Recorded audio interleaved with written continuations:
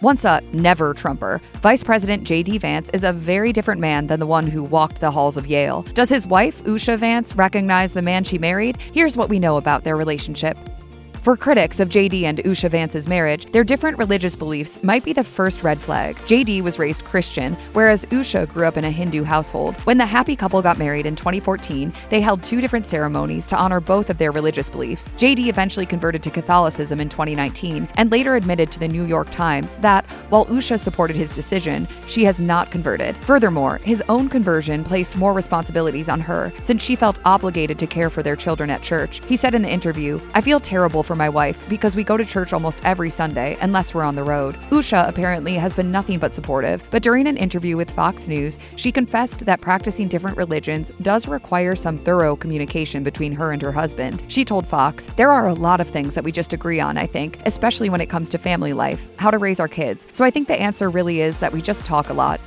JD Vance famously documented his turbulent upbringing and the effect it has had on his life in the best-selling memoir, Hillbilly Elegy. He went into some detail on how it affected his relationship with Usha too. He described himself as a delayed explosion and added that therapy didn't work for him. Instead, Usha became the one who kept JD in check. The VP wrote, "I can be diffused, but only with skill and precision. It's not just that I've learned to control myself, but that Usha has learned how to manage me." Some might argue that this doesn't exactly sound like a healthy dynamic. He even recalled lashing out at her after botching a job interview. Usha, meanwhile, shared in an interview prior to her husband's boss winning the 2025 election that she doesn't agree with everything JD and Donald Trump stand for. So we come to different conclusions all the time, but that's part of the fun of being married.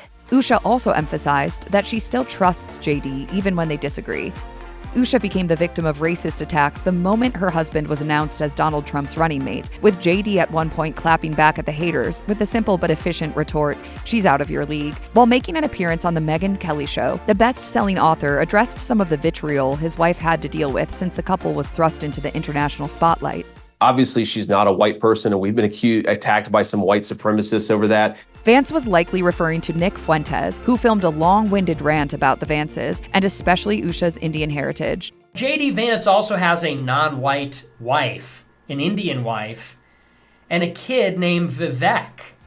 With JD, Usha, and their kids now officially second family of the United States, pundits and the press alike are eager to know what JD and Usha's bond is really like, and this has likely put their marriage under serious pressure. When you ask their friends and former classmates, most accounts have the same thing in common. JD and Usha are two very different people. A former Yale classmate of Usha's told the Daily Beast, "I never thought of her as someone who would run for office. In that way, they're the perfect combination because JD always did like the spotlight. Whether or not that actually makes them a good match is debatable."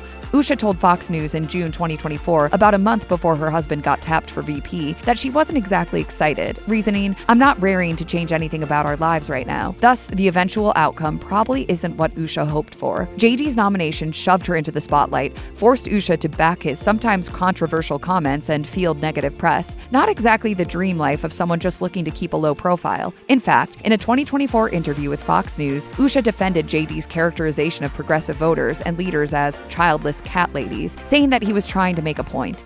He made a quip in service of making a point that he wanted to make that was substantive.